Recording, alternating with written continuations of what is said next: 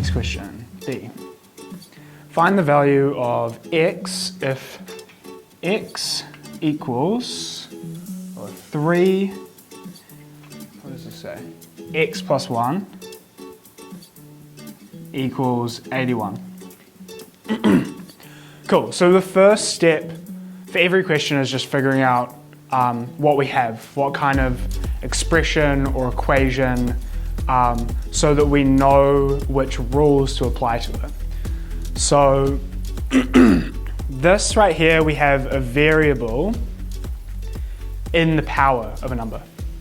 So that means we're dealing with an exponential equation. So we should know that if we have an exponential equation, we are going to want to make the bases the same, maybe. So we have 3 to the power of something here, and if you know your powers of 3, you'll know that 81 is a power of 3. But which power is it? I'm actually just going to do this in my head. 3 times 3 is 9, times 3 is 27, times 3 is 81. Cool, so that is 3 to the power of 4, I think. So this actually just equals 3 to the power of 4. So that one more time, 9, 27, 81, yep. So we have 3x plus 1 equals 4.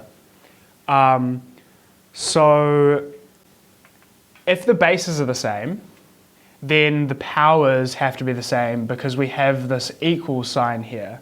So it says 3 to the power of a number plus 1 equals 3 to the power of 4.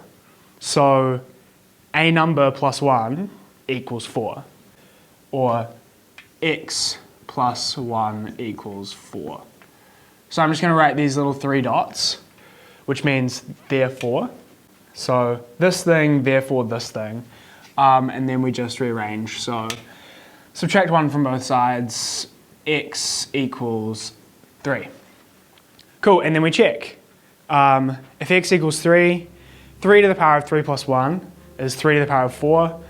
Yes, that's 81. Hey, I hope that you enjoyed that quick preview of me walking through one of the MCAT questions. If you want to see me walk through the entire MCAT exams from 2017 and 2018, and also explaining my reasoning along the way, talking about some common mistakes that students make and explaining how I got to the answer, check out the link below.